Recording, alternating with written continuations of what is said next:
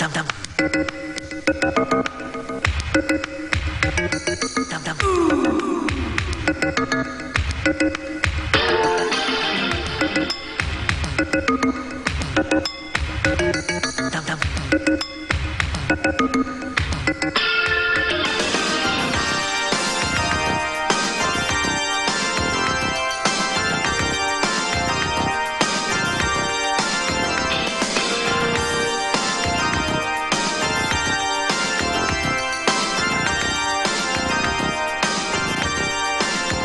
We're here in beautiful Riverside, California, on location with Bryan Duncan. Bryan, this is a familiar location to you because you did one of your music videos here, didn't you?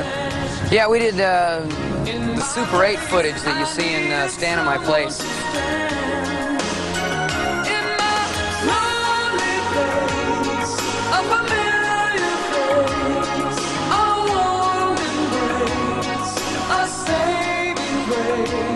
I just wanted you to see this one thing here. What is this now? This is a solid marble statuette. You know, it's the Marble Dragon Award. Of course, I won this award several years ago. See, it's written in Chinese down here, but it says, "Presented to Bryan Duncan for his hard work and suffering for the Lord throughout the country for over a period of a lot of years."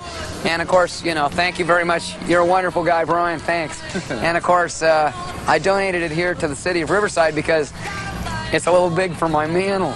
And so, but it's solid marble and it's pretty neat. And you can't even move it. And so I feel pretty confident that nobody will like rip it off.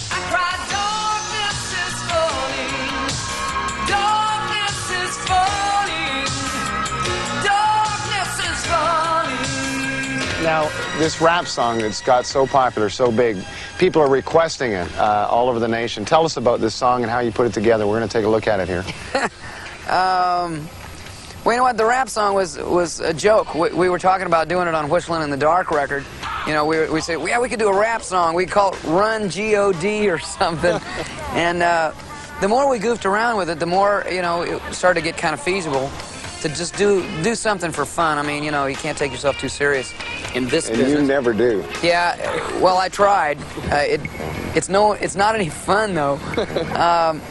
So we were doing me and my brother were doing a rap music to, we're doing rap versions of old Christian hymns, you know. Tennessee Ernie Ford doing a rap version of Noah found grace in the eyes of the Lord, you know. The Lord looked down from his window in the sky, said, "I created man, but I don't remember why." You know, that kind of stuff. And it was kind of fun, so we thought, well, you know, we could probably do something.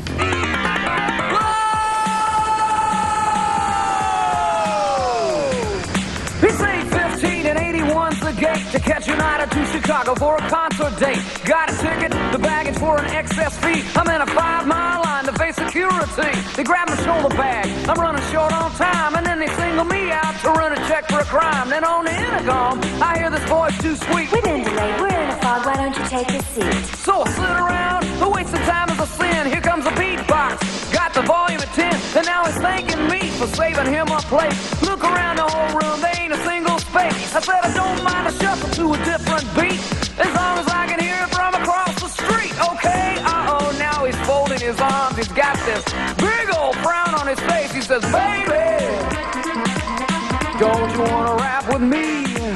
Maybe, out of curiosity.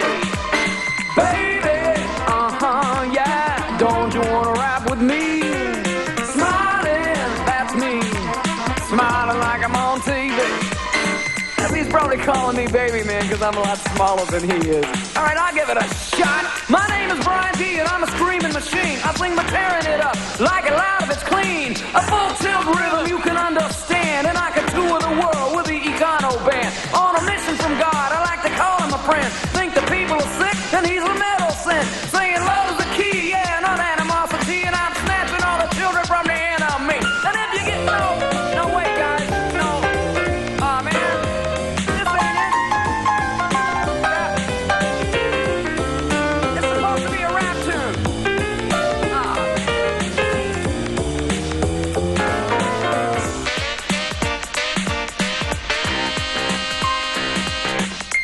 lot, guys. That was perfect. Baby, don't you want to rap with me? Maybe, out of curiosity. Baby, yeah, don't you want to rap with me? Smiling, yeah, I'm smiling like I'm on TV. I know you might be thinking I don't know a lot about what it is, about what it's not. Think I'm just a white man with a sheltered life. Nice home, 2 cars, 2 kids and a wife. Just look a little closer while you're staring at me, cause sometimes what you get is more than what you see. Been across the land, both far and wide. I've seen all the big cities, the countryside. Seen the rich man living off the fat of the land, the beggar in the street holding out his hand. I know the guilty of murder, the first degree, the preacher, the teacher, the Pharisee. I meet a victim a day in every circumstance, and when you tell them of Jesus, never gave him a chance. Met people from Seattle to Miami, LA to New York, we're all people in need. Been to Adelaide, Sydney, Saskatoon, man, Indian summers, winter in June. I'm all over the world, and in the strangest of place, the heart is the same, it's just a different face. The heart is the same, it's just a different face. The heart is the same, it's just a different face. Say the heart is the same, it's just a different face. The heart is the same, it's just a different face. Yeah, the heart is the same, it's just a different face. The heart is the same, it's just a different face. So, Bryan, whereabouts are we here? What is this place? Well, we're just behind my house. Of course, this is the non-manicured part of the neighborhood. We just live up on against the hills here, and it's like right on the edge of town, and so we haven't come out here and done any weeding yet. Yeah. I like it though. It's nice. Now this has some significance for young people who saw our last video because they saw Allies. Explain that. Oh, this we shot the Allies video. Well, I'm in the band. I toured with them for a year, so I feel like I'm in the band, kind of. They shot their video right on the other side of these rocks.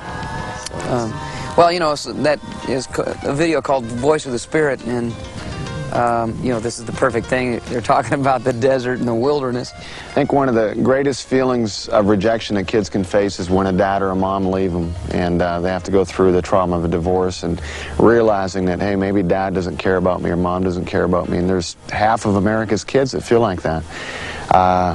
What do you tell a kid like that? How does a kid cope with the feelings of rejection because of parent leaving? You know, there's no way to replace that hole. Even knowing Jesus, I mean, what I would communicate to him is that Jesus loves them, and that Jesus I mean, he died for their sins. He died for them if they were the only person alive. And I think you're worth something. But Jesus can heal those wounds and give you a strength beyond yourself, and give you a sense of well-being. And that's where, once again, it's where fellowship comes in. You know, it's Jesus has allowed us to see who we are in him, and that he's paid a price for us that makes us valuable. But still, there's a need to reach out among ourselves and say that you're worth something, you mean something to me.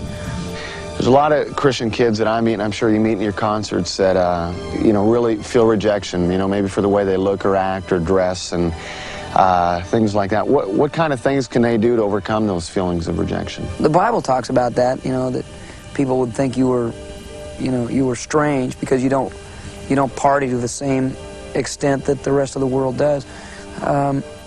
I don't know how to, I mean, that is a cross to bear. That's something that's where fellowship comes in, I think, more than anything else, is to be able to sit down and talk about stuff like that with your friends, or at least with one friend. Are there things that Christians can do to kind of maybe ward off some of that rejection? We're quick to react to people's actions rather than to look at why they're doing the things that they do.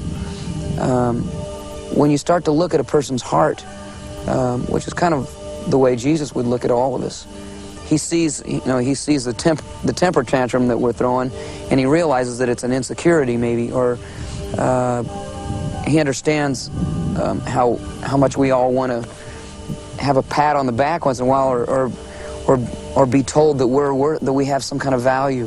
I think that you could avoid some of the rejection, sure, by reacting to people's motives and trying to love them, trying to look beyond what they're doing immediately and seeing what they need. There's a lot of kids out there, they want to share their faith, but they've done it before and they've got soundly rejected. People have told them to take off. What should a kid do when he feels that rejection, when someone tells him he doesn't want to hear about it? You know, you have to be confident in your own faith.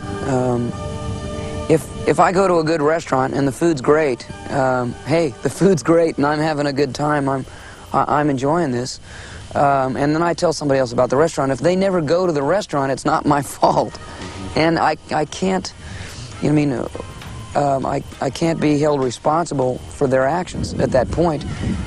All you can do is share the gospel, and hopefully you're sharing from personal experience or from, you know, a sense of satisfaction in your own life.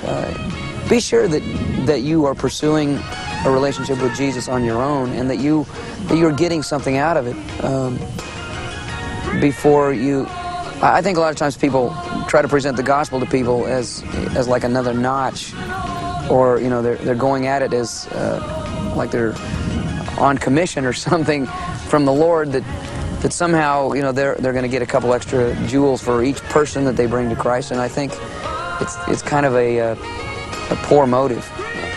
I think if you share your faith with people because it's something that's happening to you, it becomes real to you, and that'll be more fulfilling. And if somebody doesn't receive it, it's their loss, and it's not yours.